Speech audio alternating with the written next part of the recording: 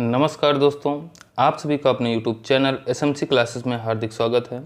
दोस्तों, आज हम लोग पर्यावरण अध्ययन से संबंधित वर्ष 2011 में हुए यूपी टेट परीक्षा के जो EVS का पेपर हुआ था उसके सॉल्यूशन के बारे में आज हम लोग चर्चा करेंगे।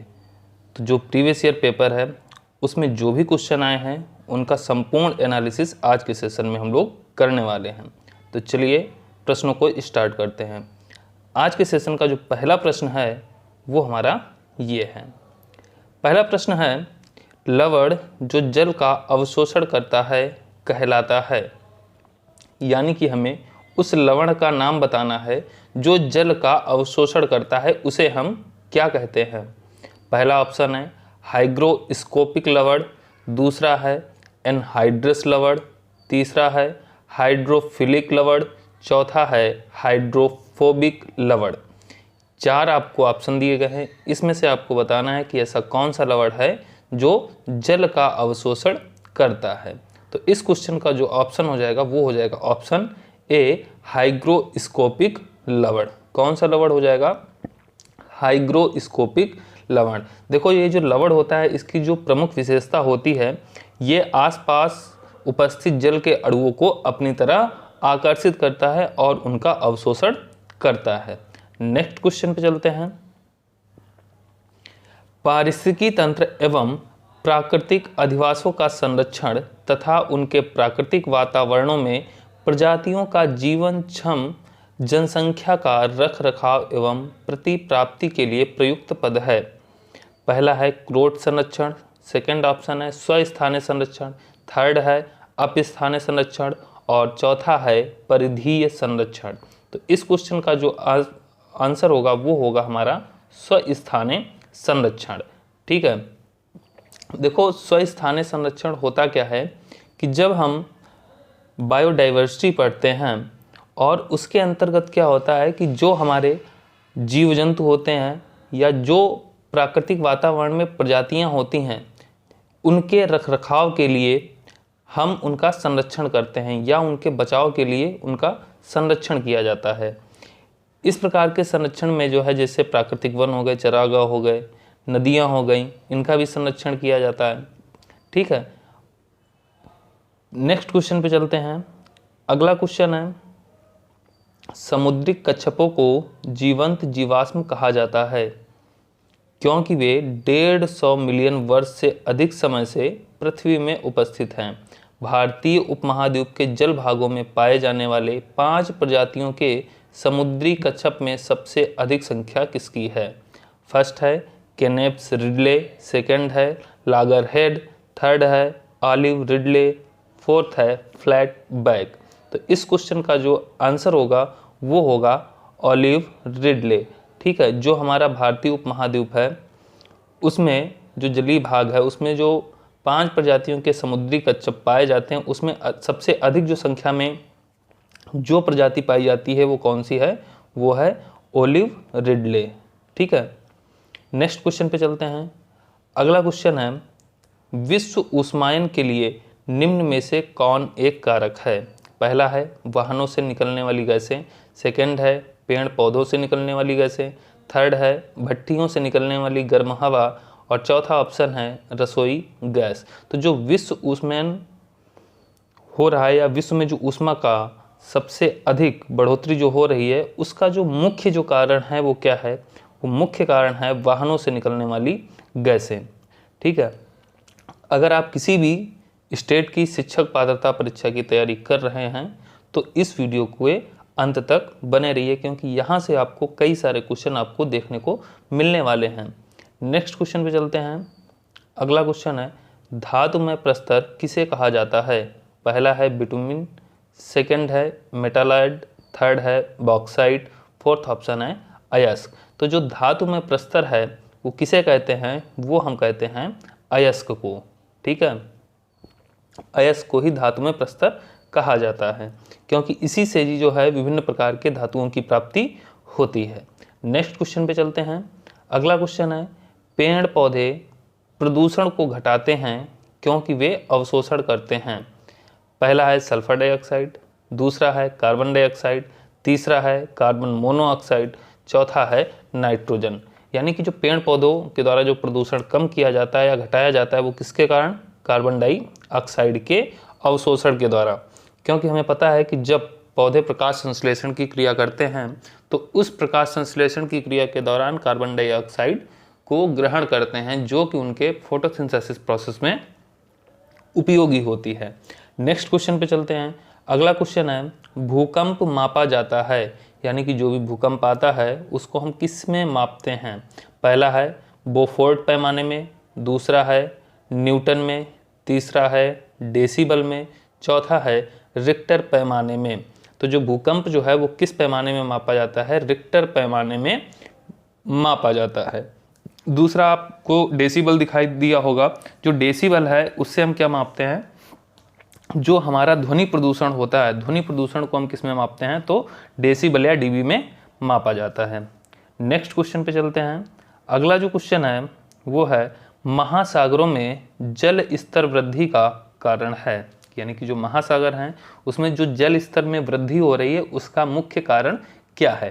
पहला है ध्रुवीय प्रदेशों में बर्फ का पिघलना, सेकंड है अत्यधिक वर्षा होना, थर्ड है अम्ल वर्षा, चौथा है उपरोक्त में से कोई नहीं। तो इस क्वेश्चन का जो आंसर हो जाएगा वो क्या सही हो जाएगा? पहला ऑप्शन हो जाएगा, ध्रुवीय प्रदेशों में बर्फ का पिघलना।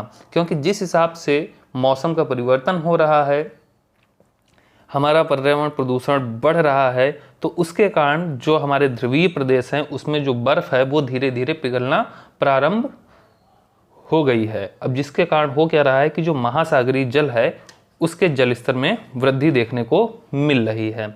नेक्स्ट क्वेश्चन पे आते हैं। अगला क्वेश्चन है वातावरण में अत्यधिक हानिकारक सल्फर मिश्रित गैस है। पहला है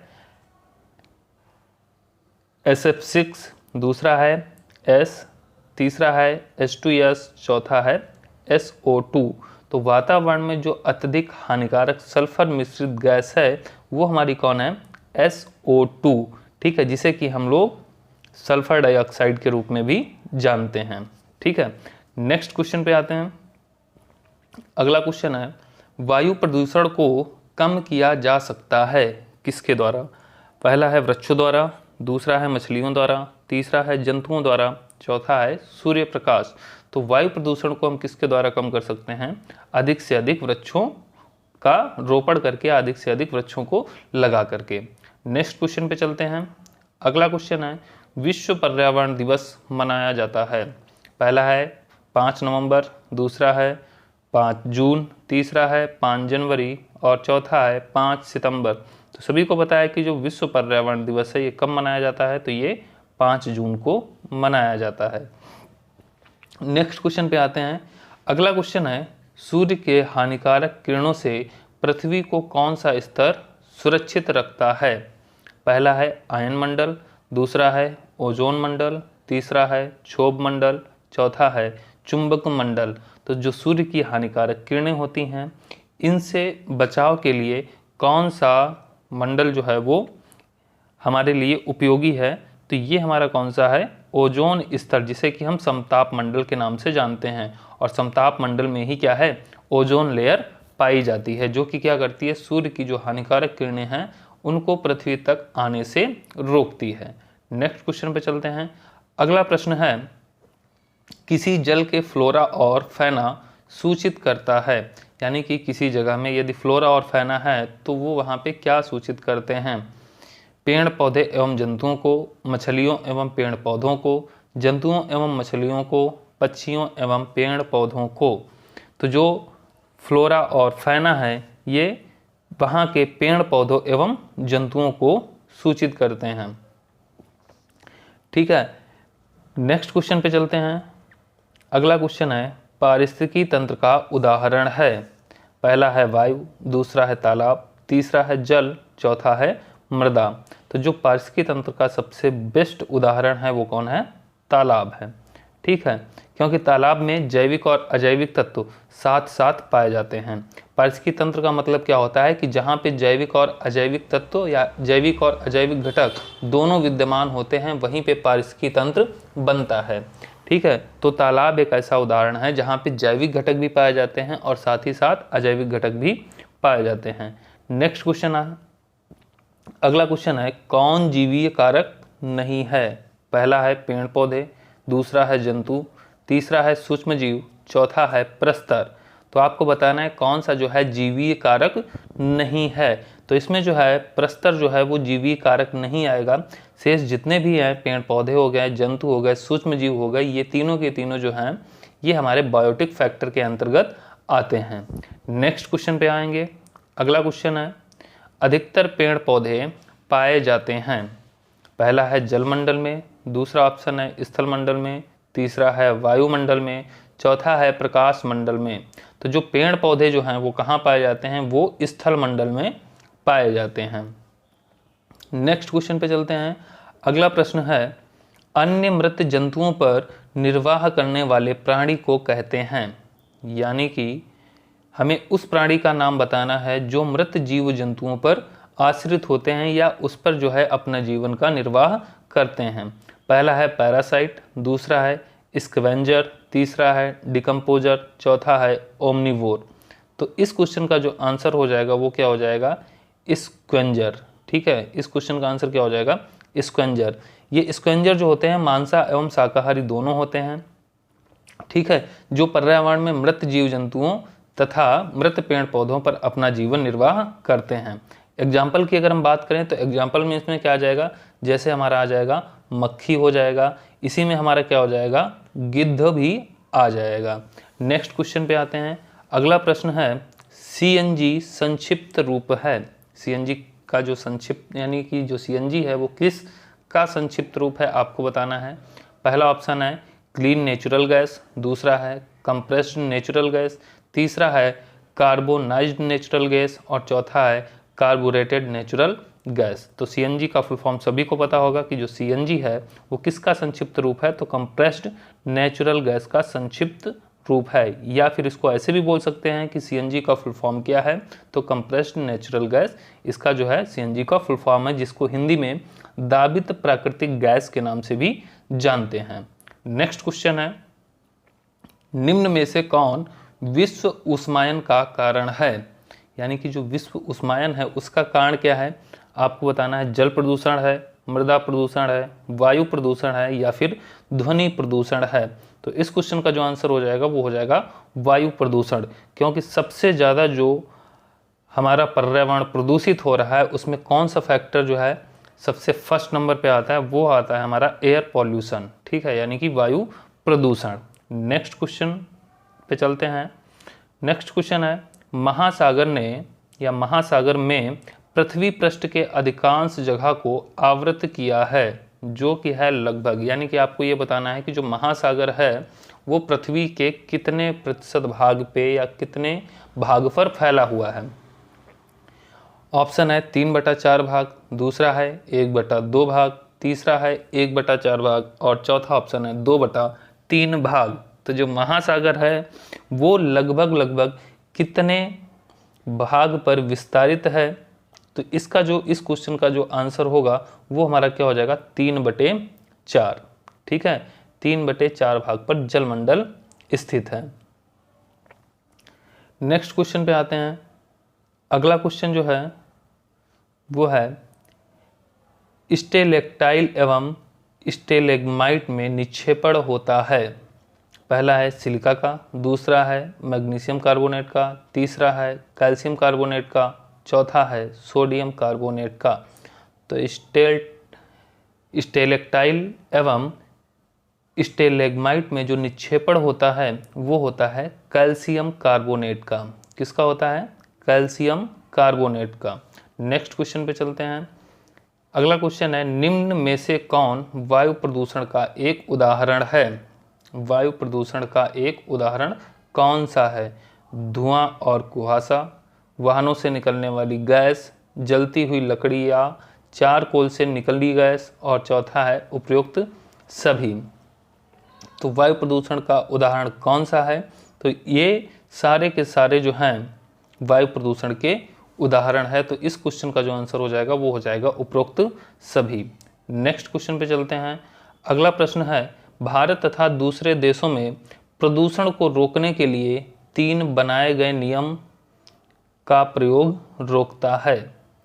पहला ऑप्शन है थैले के यानी कि कागज़ के थैले, दूसरा है प्लास्टिक के थैले, तीसरा है नायलॉन के थैले और चौथा है चमड़े के थैले। यानी कि भारत तथा दूसरे देशों में प्रदूषण को रोकने के लिए बनाए गए नियम, ये जो है 3 यहाँ पे नहीं है, बनाए गए नियम डैश का प्रयोग रोकता है। तो इस क्वेश्चन का जो आंसर हो जाएगा वो क्या हो जाएगा? प्लास्टिक के थैले। ठीक है, यदि प्लास्टिक या फिर पॉलीथीन के प्रयोग पर रोक जब लगा दी गई है तो उसके कारण क्या है कि जो हमारा पॉलीथीन है उसको ना तो हम आसानी से नष्ट कर सकते हैं और ना ही उसे जो उसका रिसाइकिल होता है पुनः चक्रण कर पाना आसान होता है। इसलिए जो है प्लास्टिक के थैले पर बैन लगाया गया है। नेक्स्ट क्वेश्चन है, हवा में उपस्थित ऑक्सीजन का प्रतिशत है लगभग, यानी कि जो हमारी एटमॉस्फेयर में जो एयर पाई जाती है उसमें ऑक्सीजन कितने प्रतिशत पाई जाती है? पहला जो है 44%, दूसरा है 23%, तीसरा ऑप्शन है 40%, चौथा है 21%। तो इस प्रश्न का आंसर आप सभी को पता होगा कि जो हमारा वायुमंडल है, वायुमंडल में स्वतंत्र रूप से जो ऑक्सीजन की मात्रा है वो कितनी है? वो है लगभग 21%। अगर हम नाइट्रोजन की बात करें तो नाइट्रोजन कितनी पाई जाती है? नाइट्रोजन पाई जाती है 78%। और यहीं पे यदि हम CO2 की बात करें यानी कि कार्बन डाइऑक्साइड की बात करें तो कार्बन डाइऑक्साइड की मात्रा कितनी है? 0.03%। नेक्स्ट क्वेश्चन पे आते हैं। अगला प्रश्न है, परम तापमान पैमाना कौन है? पहला है सेल्सियस, दूसरा है फ़ारेनहाइट, तीसरा है केल्विन, चौथा है ये सभी। तो जो परम तापमान पैमाना है ये कौन सा है? तो ये है केल्विन। ठीक है, इस क्वेश्चन का जो आंसर हो जाएगा वो क्या हो जाएगा? केल्विन हो जाएगा। नेक्स्ट क्वेश्चन पे आते हैं। अगला क्वेश्चन है, प्रकाश संश्लेषण संपादित होता है? पहला है सभी पौधों द्वारा, दूसरा है सभी जंतुओं एवं पौधों द्वारा, तीसरा है सभी हरे पौधों द्वारा, चौथा है वायरसों द्वारा। तो जो प्रकाश संश्लेषण संपादित होता है वो किसके द्वारा होता है? तो ये जो है जितने भी हरे पौधे होते हैं ये हरे पौधों के द्वारा ही संपादित किया जाता है। नेक्स्ट क्वेश्चन पे आते हैं। अगला क्वेश्चन है, निम्न में से कौन सी अंतर्राष्ट्रीय संस्था पूरे विश्व में पर्यावरण सुरक्षा की देखभाल करती है? पहला है WWF, दूसरा है पीटा, तीसरा है WHO, चौथा है UN। तो जो विश्व में पर्यावरण सुरक्षा है इसकी जो देखभाल है वो कौन सी अंतर्राष्ट्रीय संस्था करती है? तो इस क्वेश्चन का जो आंसर हो जाएगा वो हो जाएगा UN यानी कि D ऑप्शन, यूनाइटेड नेशन। ठीक है, इसके अलावा यदि हम WHO की बात करें तो जो WHO है वो अंतर्राष्ट्रीय संस्था जो है ये स्वास्थ्य संबंधी देखभाल करती है। और जो कि हमारी WWF और पीटा है इसका प्रयोग ये जो है ये किन क्षेत्रों में काम करती है? तो ये जो लुप्त हो रहे जीव हों या फिर जो सामान्य जीव संरक्षण का कार्य किया जा रहा है ये दोनों संस्थाएं उस क्षेत्र में कार्य करती हैं। नेक्स्ट प्रश्न पे आते हैं। अगला प्रश्न है, कीटनाशकों के अत्यधिक इस्तेमाल से होगा? पहला है वायु प्रदूषण, दूसरा है ध्वनि प्रदूषण, तीसरा है जल प्रदूषण, चौथा है ये सभी। यदि हम कीटनाशकों का अत्यधिक इस्तेमाल करते हैं तो इससे क्या हो रहा है? इससे जल प्रदूषण में वृद्धि देखने को मिल रही है। क्योंकि जब हम कीटनाशकों को खेत में डालते हैं तो फिर इससे क्या होता है, जब हम सिंचाई करते हैं तो लीचिंग की क्रिया के द्वारा जो कीटनाशक हैं वो जल के अंदर या भूमि के अंदर पहुंचते हैं। और इसी के साथ साथ जब बाढ़ जैसी समस्याएं आती हैं तो उसमें भी जो ये कीटनाशक हैं वो बाढ़ युक्त जल में मिल करके एक स्थान से दूसरे स्थान पे पहुंचते हैं। तो ये जो है कीटनाशक का यदि हम अत्यधिक इस्तेमाल करेंगे तो इससे जो है जल प्रदूषण की संभावना बहुत ही ज़्यादा होती है। नेक्स्ट क्वेश्चन पे आते हैं। अगला प्रश्न है, ध्वनि या ध्वनि प्रदूषण मापा जाता है? पहला है फोन में, दूसरा है डेसी में, तीसरा है डेसीबल में, चौथा है डेसीमल में। तो जो ध्वनि प्रदूषण है इसको किस यूनिट में मापा जाता है या फिर इसको मापने की जो इकाई है वो क्या है? वो है डेसीबल यानी कि dB। ठीक है, और जो एक व्यक्ति होता है वो सामान्यतः 70 से 80 dB, ठीक है, कितनी? 70 से 80 dB या फिर 70 से 80 डेसीबल तीव्रता की ध्वनि सहन कर सकता है। नेक्स्ट क्वेश्चन पे आते हैं। अगला क्वेश्चन और आज की क्लास का लास्ट क्वेश्चन, निम्न में कौन पर्यावरण के लिए हानिकारक है? पहला है कागज, दूसरा है कपड़ा, तीसरा है धातु, चौथा है प्लास्टिक। तो आपको बताना है कि इन चारों में से कौन सा ऐसा तत्व है, कौन सा ऐसा पदार्थ है जो पर्यावरण के लिए हानिकारक है। तो इस क्वेश्चन का जो आंसर हो जाएगा वो हो जाएगा ऑप्शन डी यानी कि प्लास्टिक। आज का सेशन यहीं पे समाप्त करते हैं। वीडियो कैसी लगी कमेंट करके जरूर बताएं और जो लोग चैनल पे नए हैं वो लोग चैनल को सब्सक्राइब करें। धन्यवाद।